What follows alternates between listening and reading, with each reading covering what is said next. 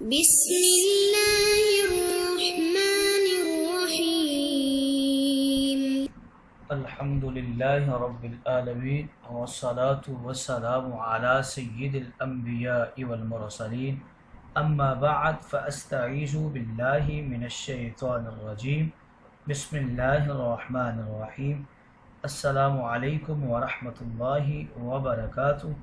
عزیز طلبہ کرام، امید کرتا ہوں آپ خیر سے ہوں گے۔ انشاءاللہ آج ہم مشکات المصابیح کے درس نمبر 121 میں باب الترجل فصل اول سے حدیث نمبر 4419 سے لے کر 4421 تک پڑھنے کی سعادت حاصل کریں گے۔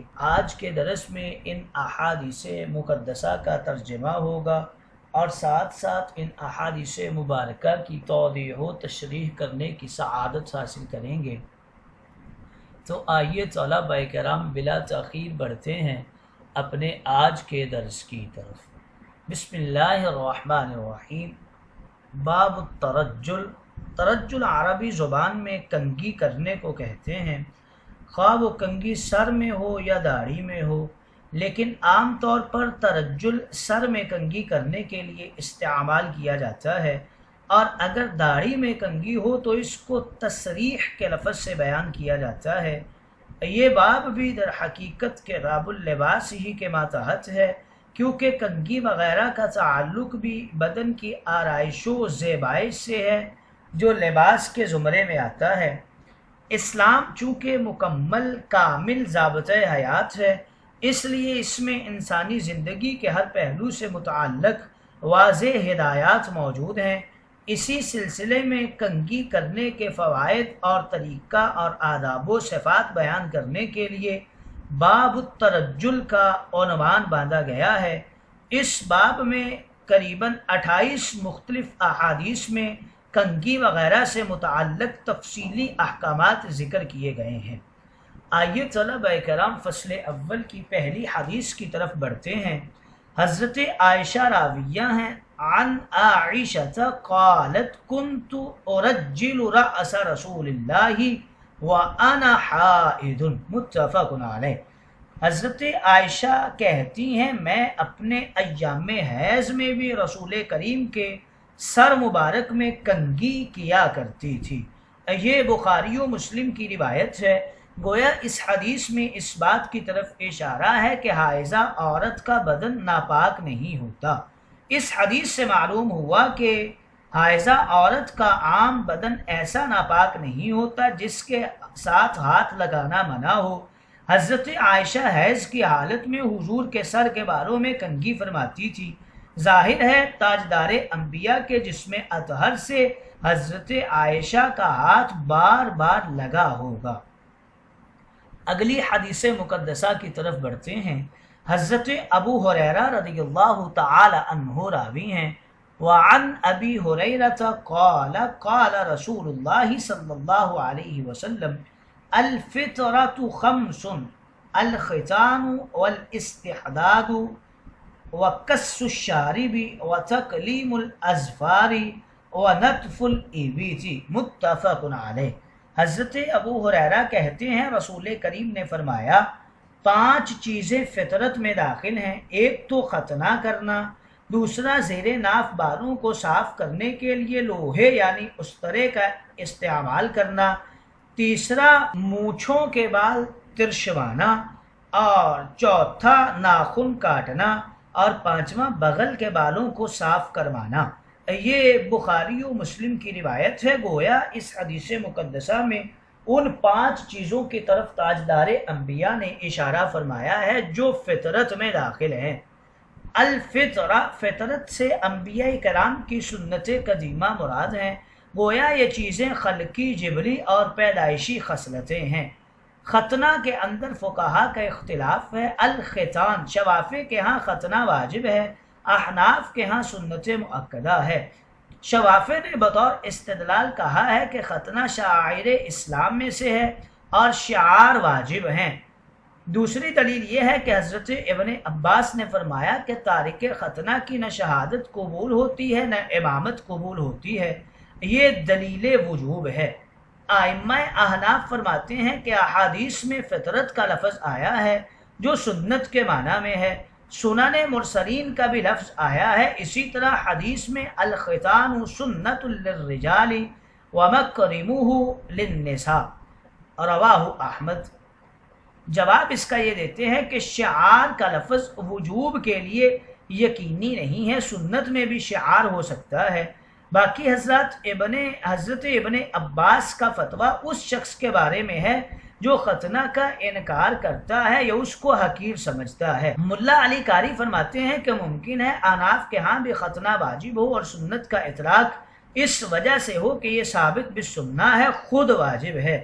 ملا علی قاری کا کلام قواعد کے مطابق ہے کہ ختنہ واجب ہونا چاہیے، کیونکہ آج تک اس پر استمرار کے ساتھ عمل جاری ہے، کسی نے ترک نہیں کیا، یہ بھی وجوب کی دلیل ہے۔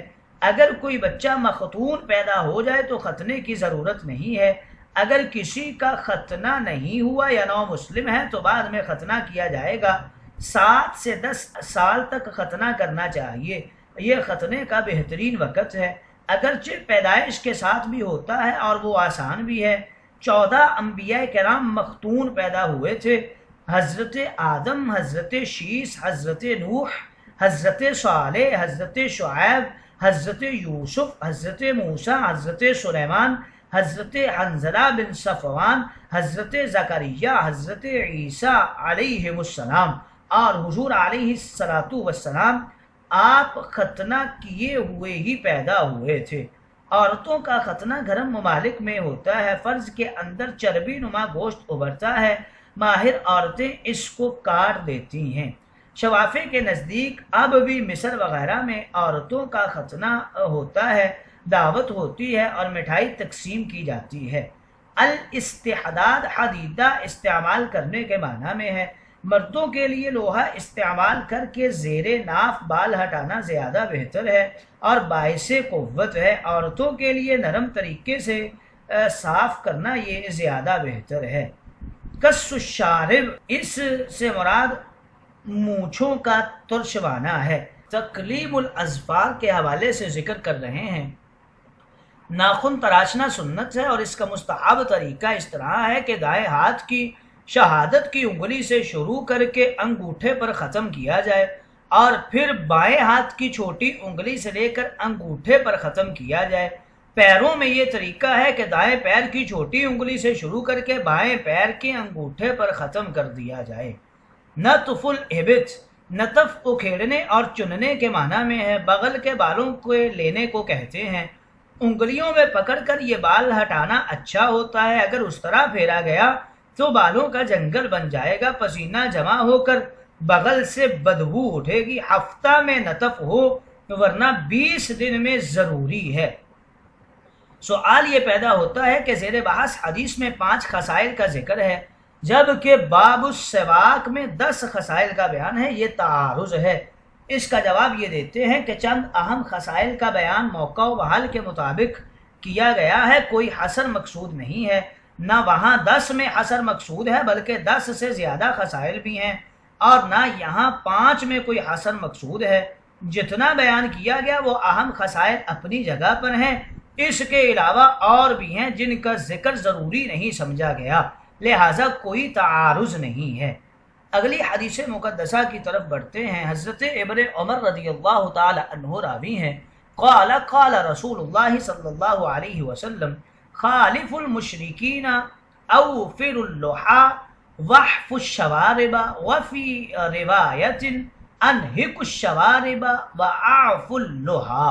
حضرت ابن عمر رضی اللہ تعالی عنہ عرض کرتے ہیں، نبی کریم نے فرمایا اہل شرک کی مخالفت کرو، یعنی وہ چونکہ داڑیاں پست کراتے ہیں اور مونچھیں بڑھاتے ہیں، اس لیے تم بھی اینت اور ان سے اپنے آپ کو ممتاز رکھو کہ تم داڑیاں بڑھاؤ اور مونچھیں ہلکی کرواؤ۔